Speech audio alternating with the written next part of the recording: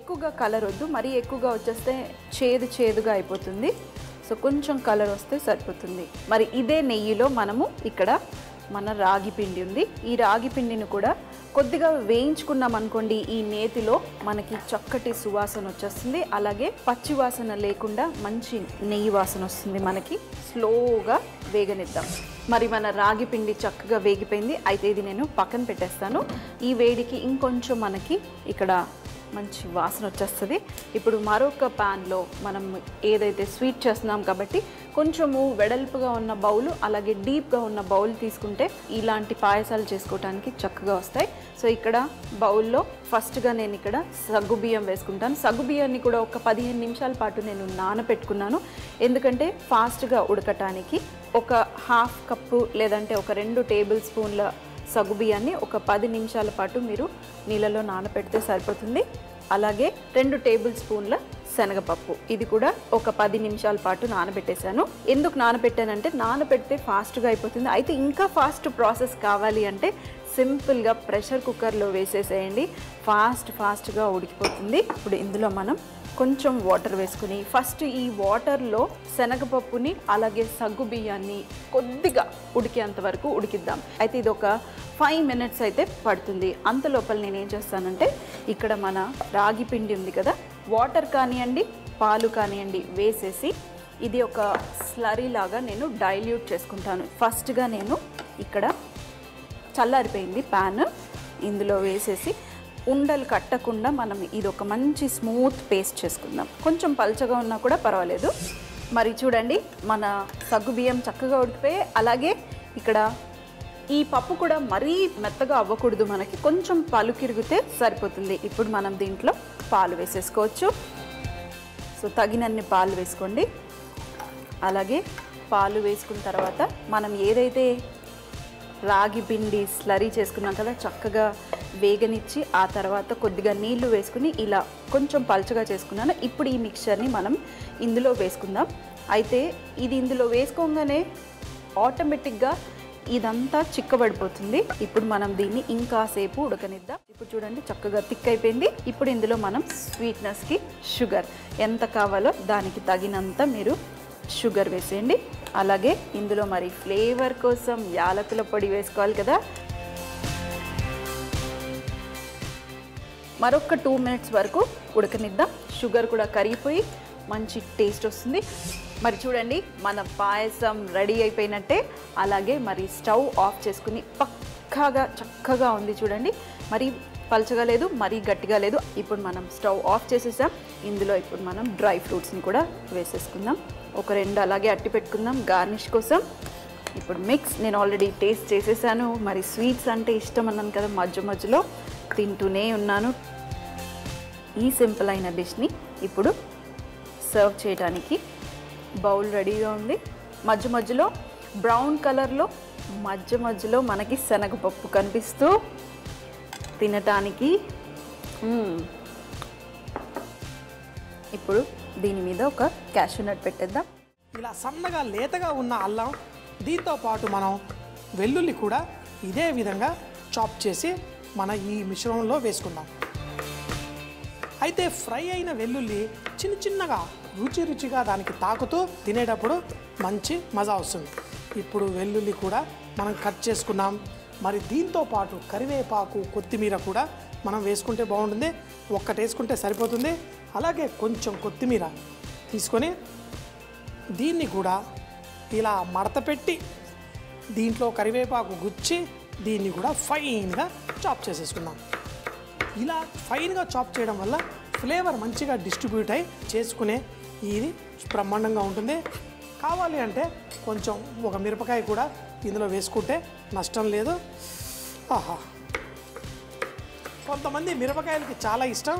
అలా మిరపకాయ తాకుతూ కావాలి అంటే ఇలా మిరపకాయని సన్నగా ఇలా పొడుగ్గా కట్ చేసేసుకుంటే బాగానే ఉంటుంది. అన్నీ రెడీ అయిపోయాయి. ఇప్పుడు ఒక బౌల్లో మనం బ్యాటర్ తయారు చేసుకుందాం.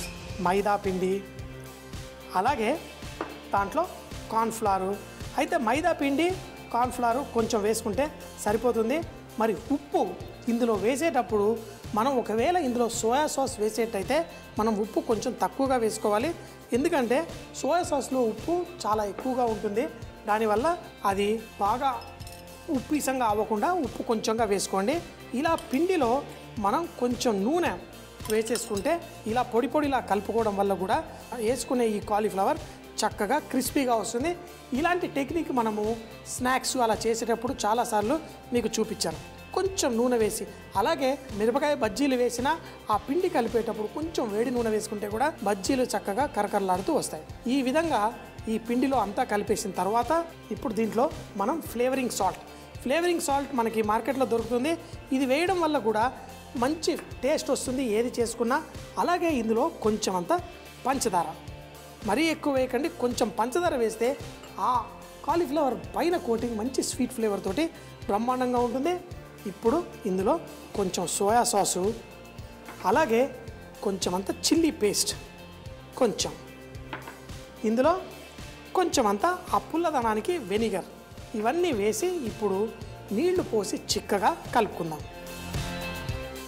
అయితే దీన్ని పిండిలాగా కలపకూడదు, చపాతీ పిండిలా కాదు, దీన్ని దోశ పిండిలా కలుపుకోవాలి. చిక్కగా కలుపుకుంటే మనకి ఫ్రై చేసుకునే ఇది బ్రహ్మాండంగా వస్తుంది. దీన్ని మరి కొంచెం నీళ్లు పోసి తయారు చేసుకుందాం. అలాగే మనం కట్ చేసుకున్న ఈ కొత్తిమీర, కరివేపాకు, అల్లం, వెల్లుల్లి అన్నిటినీ కూడా ఇందులో వేసేసుకుందాం. వేసేసి కలిపేసుకొని కాలీఫ్లవర్ ముక్కల్ని కూడా ఇందులో వేసి మనం ఫ్రై చేసుకోవడమే. పిల్లలకి ముఖ్యంగా కొంచెం ఎర్రగా ఉంటే ఇష్టంగా ఉంటుంది. కొంచెం కలర్ మీకు కావాలంటే మీరు ఇందులో వేసుకోవచ్చు.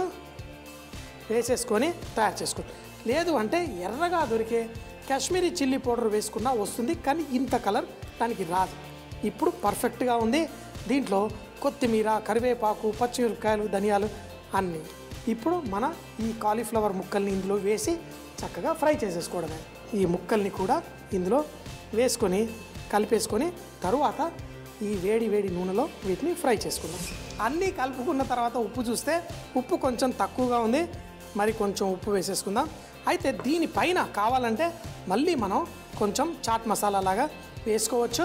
కానీ మనం చేసుకునే దీన్ని చక్కగా కరకరలాడుతూ రావడం కోసం మరి కాలీఫ్లవర్ ఇదే బ్యాటర్లో ముంచి దీనికి అన్ని రకాల ఫ్లేవర్స్ ఇప్పుడు మీరు ఫ్రై అయిన తర్వాత కూడా చూస్తే దీనికి ఎటు చూసినా కొత్తిమీర, కరివేపాకు ఈ కాలీఫ్లవర్కి మంచి సువాసన ఇవ్వడమే కాదు, ఈ ముక్కలకు కూడా అందంగా కనిపిస్తూ చక్కగా ఉంటుంది. ఆ వెల్లుల్లి మరి వీటిని మంచి బంగారు రంగు వచ్చేంత వరకు ఫ్రై చేసేసుకుందామా. చూడండి, మనం చేసుకున్న దీన్ని చక్కగా కరకరలాడుతూ రావడం కోసం డబల్ ఫ్రై చేసుకోవాలి. ఇప్పుడు వీటికి మన మసాలా అంతా చక్కగా పట్టింది, మరి పర్ఫెక్ట్గా ఉంది. కానీ డబల్ ఫ్రై అంటే దీన్ని వేడి నూనెలో ఒక్క క్షణం ఇలా వేసేసి తీసేస్తే చక్కగా కరకరలాడుతూ వస్తుంది. అందుకోసం ఈ నూనెని కొంచెం అంటే లైట్గా బాగా పొగొచ్చేలాగా కొంచెం వేడి చేసి తర్వాత దాన్ని ఎలా ఫ్రై చేసి క్రిస్పీగా చేసుకోవాలో చూద్దాం. ఇలా చేసి పెట్టేసుకుంటాం. ఆర్డర్ వచ్చినప్పుడు అప్పటికప్పుడు వేడి నూనెలో మంచిగా క్రిస్పీగా ఫ్రై అయ్యేంత వరకు చేసుకొని వడ్డించామనుకోండి, ఇవి కరకరలాడుతూ భలేగా ఉంటాయి. వీటిని కనుక మీరు చూస్తే వీటికి మన కరివేపాకు, ఆ పచ్చిమిరపకాయ ఇవన్నీ చక్కగా వీటికి పట్టుకొని మంచి సువాసన అయితే మంచి సూపర్గా మరి వచ్చేస్తుంది. మరి వీటిని మంచి లైట్గా కలర్ వచ్చేంత వరకు చేసుకొని వీటిని వేడిగా వడ్డించేసుకుందాం. వేసిన వెంటనే ఒక 20 సెకండ్లో దీని రంగు మరింత వచ్చేస్తుంది. అప్పుడే ఈ నూనె వేడున్నట్టు మనం చేసుకున్నవి అయ్యయ్యో చేతులు కాల్చుకోకురా ఇవి ఇప్పుడు కరకరలాడుతూ సూపర్గా ఉంటాయి. సో మిగతావి కూడా ఫ్రై చేసుకొని వేడిగా వడ్డించేసుకుందాం. అద్దిరిపోయే మన కాలీఫ్లవర్ చక్కగా కాడ కూడా చూడండి భలే కరకరలాడుతూ సూపర్గా ఉంది. Chilli garlic sauce, tomato ketchup దేంతో తిన్నా